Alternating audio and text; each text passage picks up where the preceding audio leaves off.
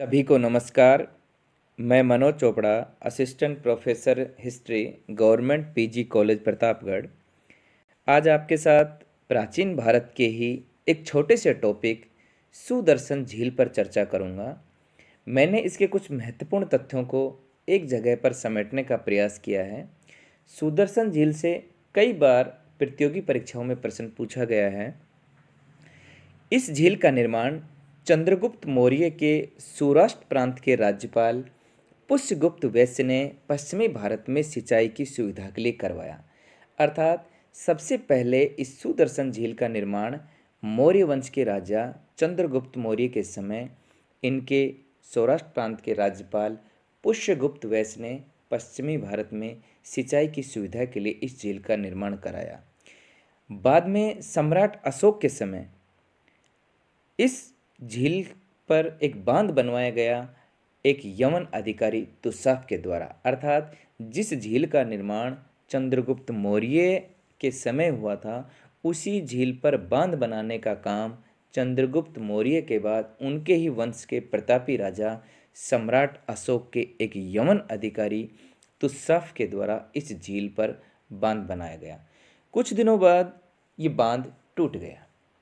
अब इस बांध के टूट जाने से उस क्षेत्र में पानी की समस्या हो गई, सिंचाई की समस्या हो गई, और उसका समाधान करने के लिए उस समय शक शासक, जो एक विदेशी शासक थे, शक शासक रुद्रदामन प्रथम ने अपने राज्यपाल सुविशा के निर्देशन में इसकी मरम्मत करवाई।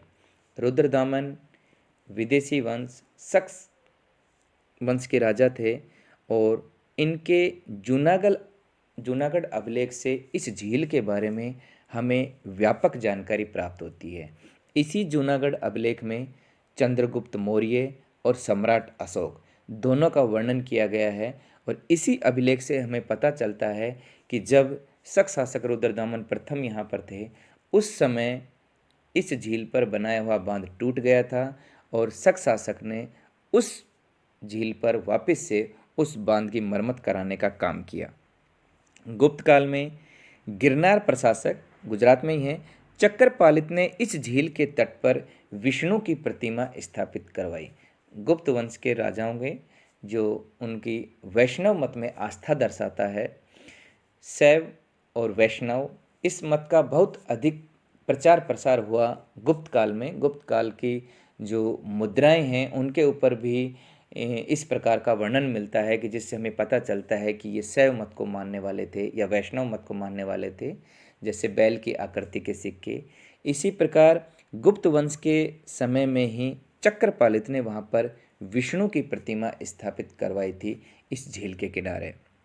बाद में स्कंदगुप्त के प्रांतीय शासक पर्णदत्त ने इस झील का जीर्णोद्धार करवाया। स्कंदगुप्त गुप्त वंश के ही प्रतापी राजा रहे हैं। उनके उस समय जो शासक थे उस प्रांत के पर्णदत्त, उन्होंने इस झील का जीर्णोद्धार करवाया, क्योंकि इसे बनाए हुए बहुत समय हो गए थे। इसके बीच में रुद्रदामन के द्वारा मरम्मत की गई थी। अब बाद में स्कंदगुप्त के समय इस झील का वापस से जीर्णोद्धार करवाया गया, और इस झील के बारे में हमें व्यापक जानकारी रुद्रदामन के जूनागढ़ अभिलेख से प्राप्त होती है। इस जूनागढ़ अभिलेख से हमें इस झील के बारे में बहुत विस्तृत जानकारी प्राप्त होती है। इस झील से संबंधित कंपटीशन में कई बार प्रश्न पूछे गए हैं, जैसे सुदर्शन झील का जीर्णोद्धार किस शक शासक द्वारा करवाया गया। शक एक विदेशी वंश है, शक हूण कुषाण, रुद्रदामन प्रथम, मिनांडर, रुद्रदामन द्वितीय और नहपान। इसका सही उत्तर रुद्रदामन प्रथम, क्योंकि शक वंश के राजा रुद्रदामन प्रथम के द्वारा ही इस सुदर्शन झील का पुनर्निर्माण या इसका जो बांध टूट गया था उसकी मरम्मत करने का काम रुद्रदामन प्रथम के द्वारा करवाया गया। सर्वप्रथम सुदर्शन झील का निर्माण किस वंश के राजाओं के समय हुआ?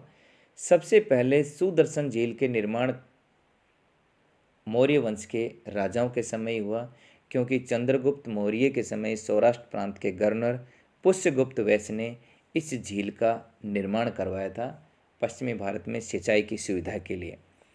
इसके अलावा किस अभिलेख से सुदर्शन झील के बारे में जानकारी प्राप्त होती है? ये भी कंपटीशन में पूछा गया है कि किस अभिलेख से हमें सुदर्शन झील के बारे में व्यापक जानकारी मिलती है। जूनागढ़ अभिलेख, बैराठ अभिलेख, बांसखेड़ा ताम्रपत्र लेख और मेहरौली स्तंभ लेख। बैराठ अभिलेख सम्राट अशोक से संबंधित है, भाबरू बैराठ में, जिनमें उनके बौद्ध होने का पता चलता है। बांसखेड़ा ताम्रपत्र लेख सम्राट हर्षवर्धन के बारे में जानकारी देता है। मेहरौली का स्तंभ लेख चंद्रगुप्त विक्रमादित्य गुप्त वंश के शासकों के बारे में जानकारी देता है।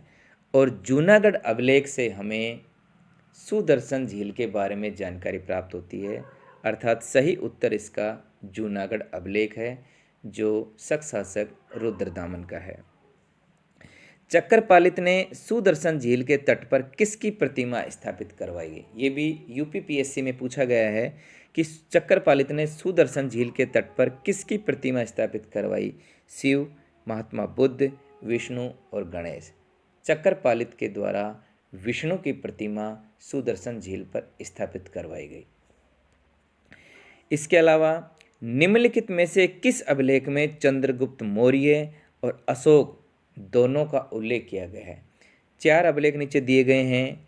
ये प्रश्न आईसीएस में पूछा गया है, इंडियन सिविल सर्विस में पूछा गया है कि किस अभिलेख में चंद्रगुप्त मौर्य और अशोक दोनों का उल्लेख किया गया है? गौतमीपुत्र सातकर्णी का नासिक अभिलेख। गौतमीपुत्र सातकर्णी सातवाहन वंश के राजा हैं, इनका नासिक अभिलेख। महाक्षत्रप रुद्रदामन का जूनागढ़ अभिलेख। अशोक का गिरनार अभिलेख, अशोक सम्राट अशोक की वर्णन है यहाँ। और स्कंदगुप्त का जूनागढ़ अभिलेख, स्कंदगुप्त गुप्त वंश के राजा हैं। इसका सही उत्तर आप मुझे कमेंट बॉक्स में करके बताएं कि किस अभिलेख में चंद्रगुप्त मौर्य और